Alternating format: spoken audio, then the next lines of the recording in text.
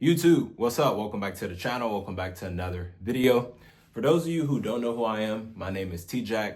I'm an entrepreneur. I started off in a limousine business as an Uber Black driver. Fast forward now, in less than 9 months, I'm currently an Uber fleet owner.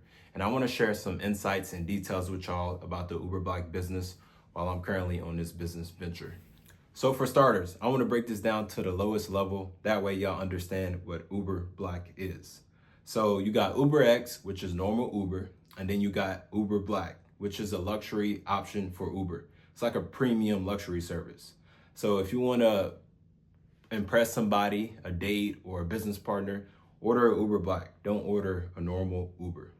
The only difference between the two is Uber Black fares are higher than Uber X fares. So for example, you'll get paid $5 to go 2 miles with an Uber X. But if it's an Uber Black, you're gonna get paid $15 to go the same 2 miles.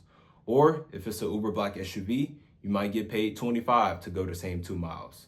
Y'all see the difference? Higher fares, lower fares. Now let's talk about the quality of people you deal with and also the ride types. So for Uber X, you typically gonna get people that run errands a lot, go to bars, nightclubs, drunk people, and normal everyday people. Now when it comes to Uber Black, you still gonna get that, but not as much. Uber Black is more of like class. So you're gonna get more corporate people that work corporate jobs, more events, and also more airport trips versus Uber X or Uber Comfort. Now don't get me wrong, you still get the same amount of people, but it's just a class difference. That's all it is. So let me explain. You might get drunk people on an Uber X that might throw up in your car, giving you a hard time. But when it comes to Uber Black, it's less of that. You still pick up drunk people, but they still know how to, or let me take that back, but they know how to carry themselves in the right way. They're not going to throw up in your car or give you a hard time. Now they may talk a lot, which is perfectly fine, but I'd rather have a person that talk a lot versus a person that's potentially finna throw up in my car or giving me a hard time. So that's the best way I can explain it. Now, I want to go back to fares to give y'all another breakdown. That way y'all completely understand the difference. And for those of you that don't know what a fare is, all a fare is pricing, a price when it comes to Uber and how much they want to pay you. Now, let's say, for example, Uber pay a Uber Black driver $90 to go 20 miles to take a customer to the airport. But for the Uber X driver, for that same trip, they'll pay him $17. So you see the price difference? Typically, Uber Black drivers earn more than Uber X drivers. Factors that impact your earnings. So when it comes to factors that impact your earnings, you got peak hours, surges, events, and trips. I'll start with the peak hours. The best time to drive Uber is early in the morning, mid-afternoon. Same with Lyft as well. Now within those time differences, you have surges. So all a surge is just Uber willing to pay you more money. But in order to get paid the extra money, you have to be in a certain location. I'll give y'all an example. Let's say Uber want to pay me $12 and I'm inside the surge. And the surge is typically like orange or red. And they want to pay me an extra $4 since I'm inside the surge. So now I'm gonna get an additional $4 added on to my $12, which now made the trip $16. So Uber paid me an extra $4.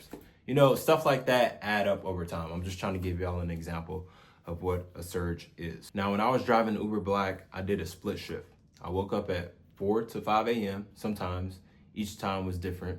And then I'll drive until 9 a.m. So 4 to 5 a.m. to 9 a.m. Why? Because people is getting up, going to work or going to school or going to the airport. And then after 9 a.m. was up, I'll go home, work on some things, and I'll come back out at 3 p.m. Why 3 p.m.? People getting off, people getting out of school, people need to be picked up from the airport. Plain and simple. And then I'll drive all the way to 9 to 10 p.m. Just depending on whenever it died down. So typically the best times to drive, once again, early in the morning, mid-afternoon. You want to focus on when people getting up and when people getting off. Also, events impact your earnings as well. Whatever event they have in your city, you need to be there. Because if you camp outside of that event, that means more money for you. If you're right there by the event, Uber probably give you that ride first.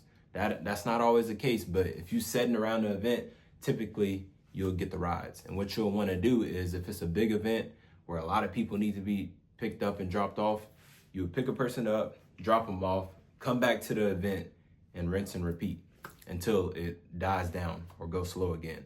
That way you make the most amount of money in a short amount of time. Trips also impact your earnings as well. Typically, you're gonna get paid more for a longer trip versus a short trip. Let's say Uber wanna be nice to you one day and they give you long trips back to back, and they all Uber Black rides. Depending on the mileage, you might get paid 60 to 100 an hour, and that's every other hour.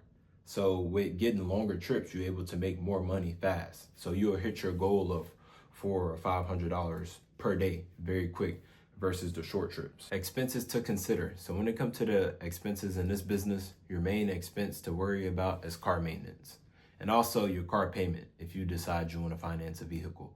And then after that is detailing. That's mainly it. And typically whenever you buy an SUV, if it's brand new, you don't have to worry about maintenance a whole lot right off the bat.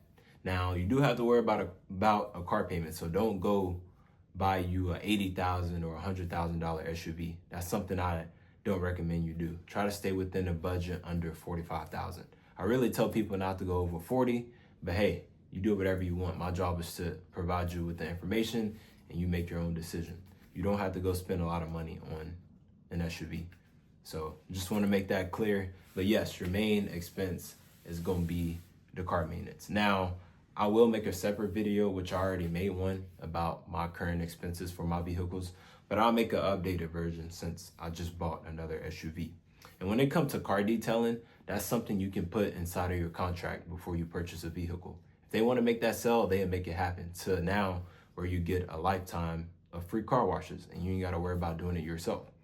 And I've done that with one of my vehicles, so I'm able to share that with y'all as well. Next thing you have to worry about is commercial insurance. Once you step onto the Uber Black side, everything you do is now commercial. It's no longer personal like how normal Uber is. And the reason why is because now you're more of a liability to Uber. Uber know you'll be carrying around high net worth individuals, and just to protect themselves and you from getting sued, just in case you get in an accident, they require drivers or Uber Black drivers to have commercial insurance. Next is fuel. Fuel wasn't that bad when I was driving. I was filling up 2 SUVs every other day and I was spending less than $90. And the reason why is because I never let my SUVs get below half a tank, which I always recommend to drivers. Never let your SUV get below half a tank. I don't know why, that's just my preference. You don't have to do it. But now that I got 3 SUVs, I don't know. And I don't even fuel up my SUVs no more. That's something my renters take care of. Next, we got taxes and licensing. So when it comes to taxes, before you start off as an Uber Black driver, you need to create an LLC. Don't do nothing under personal. You want to be able to write off everything that you take care of expense-wise, like mileage, fuel, maintenance, car washes. You want to be able to write those things off, not get taxed for it if you put it under personal. So I recommend you create an LLC before you get started as an Uber Black driver. Now when it comes to the licensing, the only thing you have to worry about is the limo license and the permit stickers. Now that may vary depending on what state you live in. The best ways to maximize your earnings as an Uber Black driver is to know when to drive and to give good service, offer good service, whatever, same thing. So I said in my last video, I got renters making $300 to $500 per day. That's very accurate. My renters are currently making anywhere between $300 to $500 per day. Also, hours play a factor. So depending on how many hours you put into this is what you're gonna get back out. A lot of people be talking about, oh, you can't make that amount of money and they only driving 6 to 7 hours. Like, no, you wanna see big days, big paydays, you have to put in time, but know when to put in the time. Typically the weekends are going to be more busier. Thursday through Sunday is probably going to be the busiest, no matter what city you live in, just because majority of people work 9 to 5s. Even if it's a high position at a corporate company where they making 6 figures, typically they're going to have the weekends off. So they're going to be doing stuff. So Thursday through Sunday is the best times to work. Now I want to go back to the income. Monthly, you can make between 8 to 11K a month. And that's just doing Uber and Lyft. You can make more money depending on if you got a private clientele, which is something I teach inside the Luxury Driver Network. So if y'all want to join my community, the Luxury Driver Network, all y'all have to do is click my description.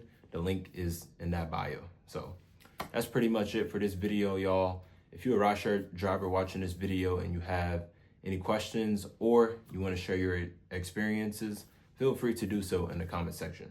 That being said, I'll catch y'all next video.